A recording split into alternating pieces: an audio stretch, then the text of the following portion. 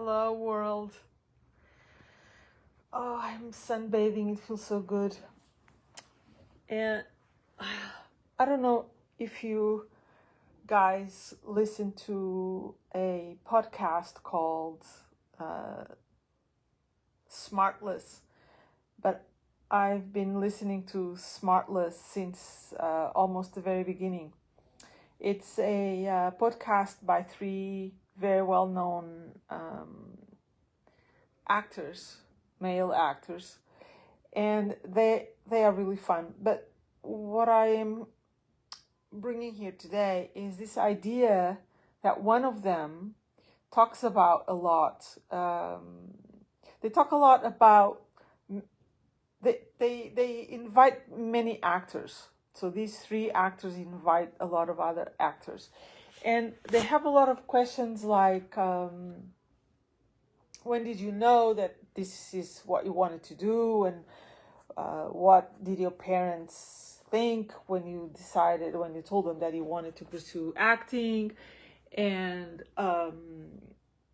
all of the uncertainty of the actor's life.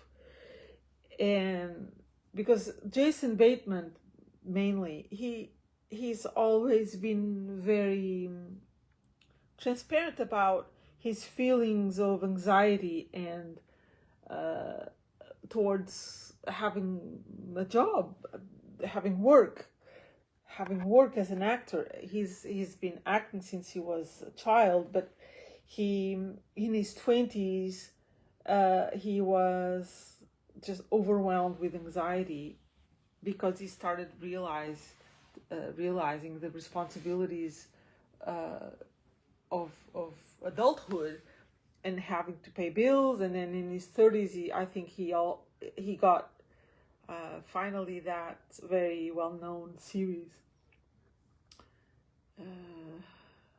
what's it called,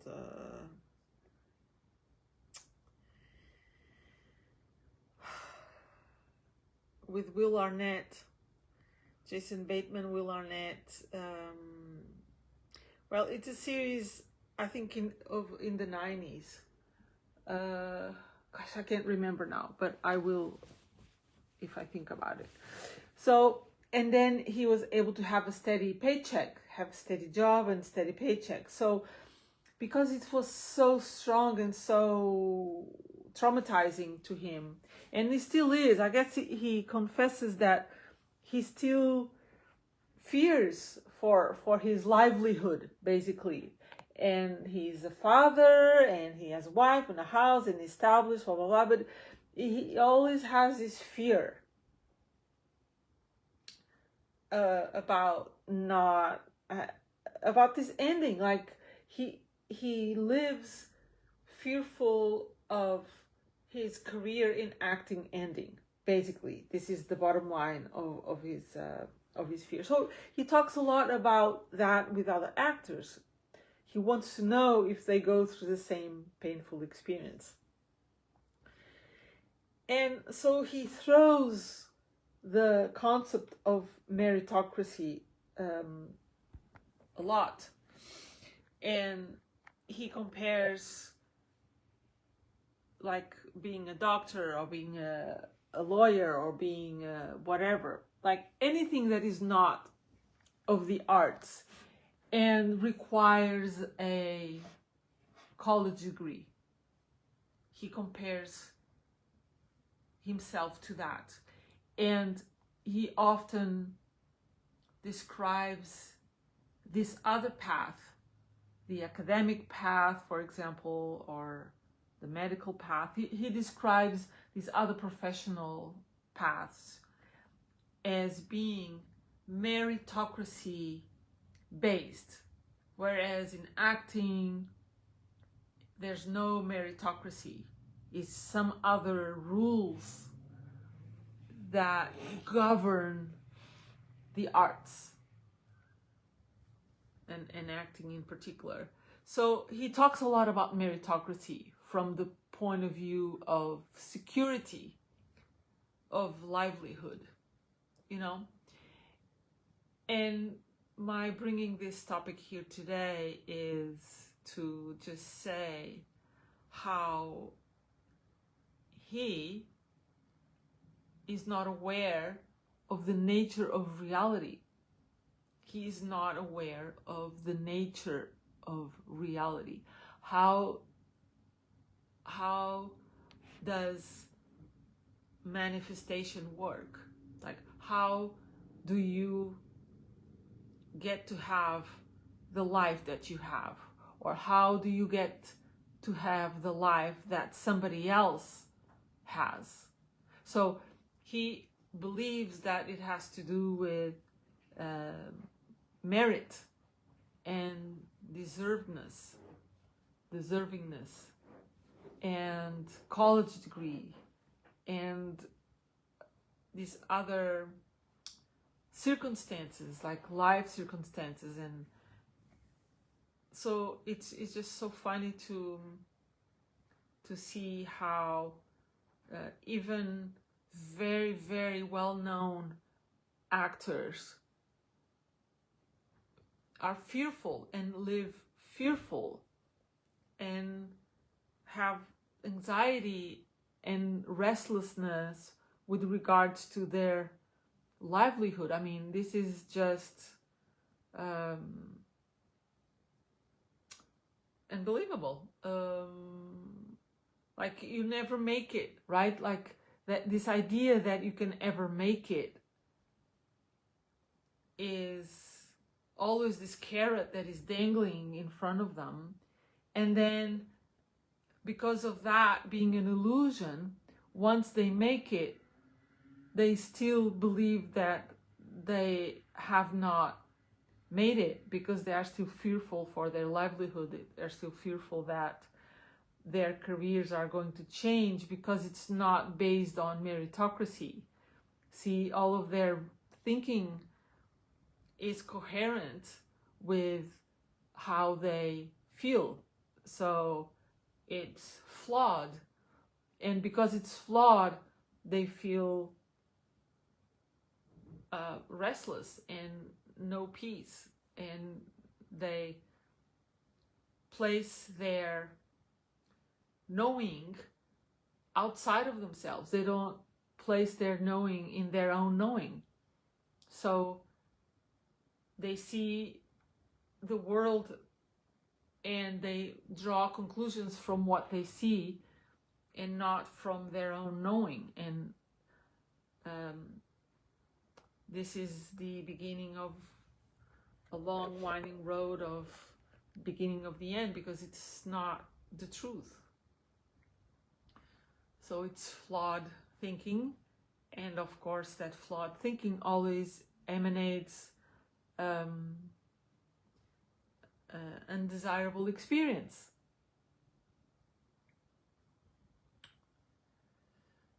So it's funny that even if you go and check a lawyer's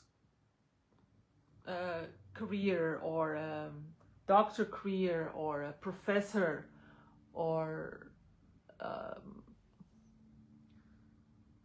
personal trainer, a nutritionist, a nurse, like any profession under the sun, if you go and talk to professionals from all these other merit, quote unquote, based areas, you will see very disparate degrees of success.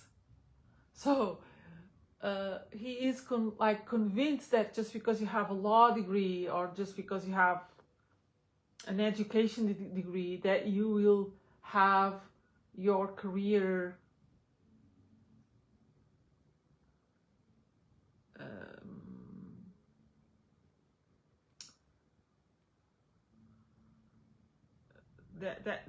that career is a done deal, that is certain, and that you will have job security in that profession.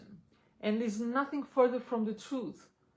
In all professions, you have people that are thriving and people that are struggling. all of them, precisely because it's not a meritocracy. And even if at times it looks like it is, because someone got a raise and a promotion and or another opportunity because of their own merit, because supposedly they deserve it, it's an illusion. It's not because of that they advanced, or that they new opportunities and better opportunities opened up for them. So that's the trap, that's the deceiving part, is when you look at someone that deserves a raise and then they get the raise, and then you believe that it's based on merit.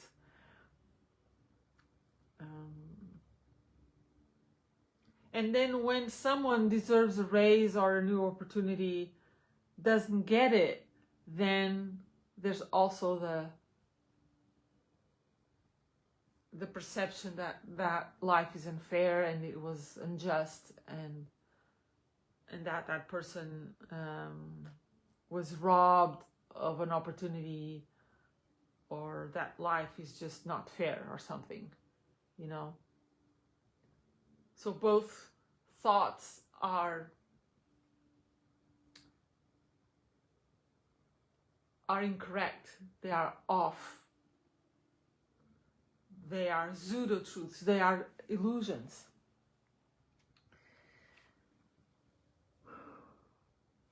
And the world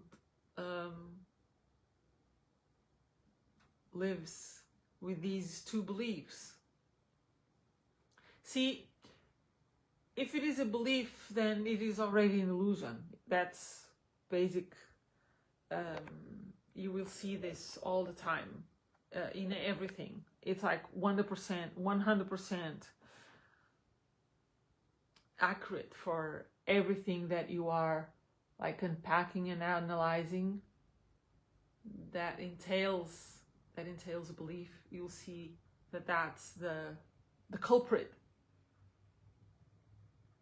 That's one of the culprits. One of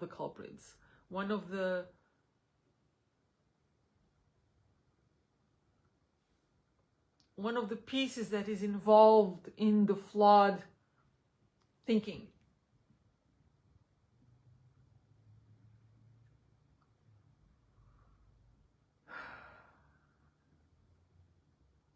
So it's funny that he believes that, for example, his kids, his two girls, he doesn't want them to pursue the arts because it's not based on meritocracy, and he fears that they will have difficulty in ensuring a good livelihood, financial independence, success, fulfillment, work. He fears that they will be out of a job, especially because blah blah blah, this industry, blah blah blah, this industry, you know, it's a tough industry, blah blah blah, it's a tough industry. I mean, have you ever heard anyone talk about an industry without the description, without the narrative attached of it being a tough industry? Have you ever heard anyone say that that's an easy industry to be in? Huh? Have you ever? So that's part of the flawed system, you know. So that compounds the argument against being against going into the arts or whatever other system that is not merit based, which is totally flawed. So if you go into it, if you go in counting on meritocracy in whatever area, in whatever situation, in whatever relationship, in whatever and anything. If meritocracy is your thing, you are doomed to crash and burn and be very frustrated along the way. And also for your own relationship to other people, like if you have the opportunity to award people prizes, rewards, money, if you are an employer and you have a team of people and you want to give one of them a raise because they deserve, be careful with that, because you will be opening a Pandora box, because you should not give a raise to someone that deserves. You should give a raise to someone that you truly want to give a raise. Why? For no reason other than the truth of it. That is the truth. That's who you want to give a raise to. You just want to. That person is to your taste and you just want to. Period. The same for your kids. The same to everybody. That is the clean, pure truth of it. There's no meritocracy involved, because that is an illusion of truth. That is an illusion of truth. But because it is not the truth, if you base yourself on it, it will be basing your decisions on a false precedent, on falsehood. And that weakens you.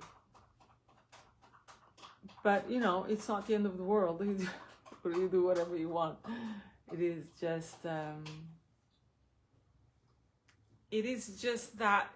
this ability to remain pure and navigate pure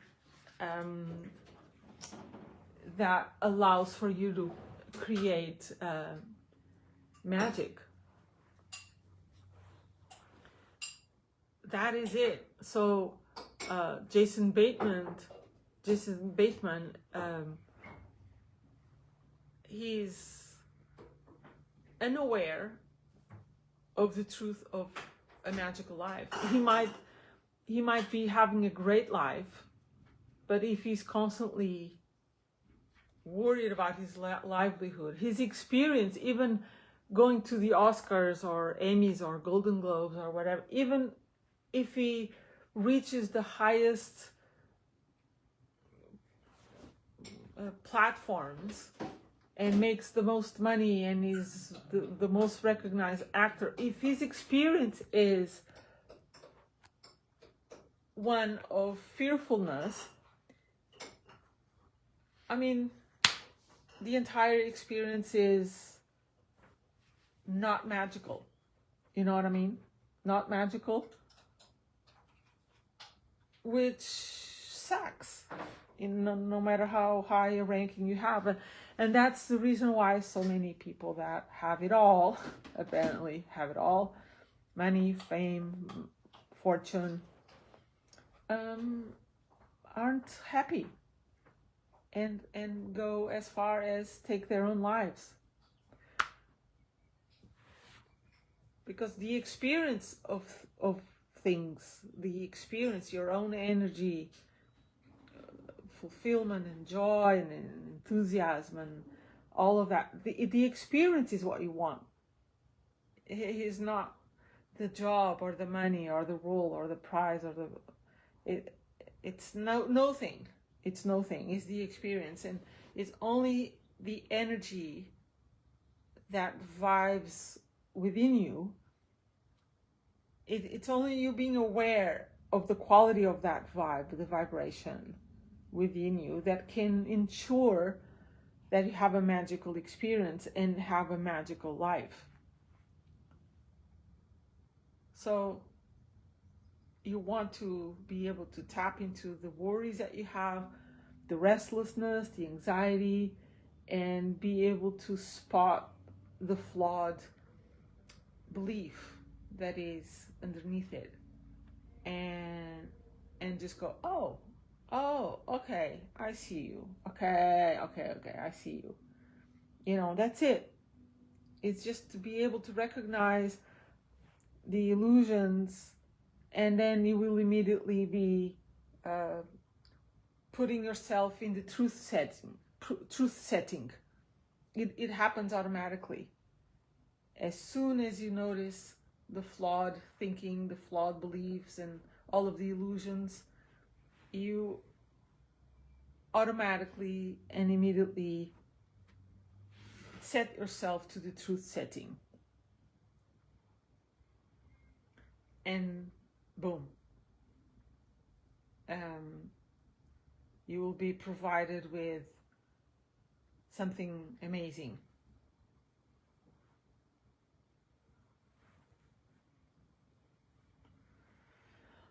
Okay. Bye. Have a wonderful Sunday.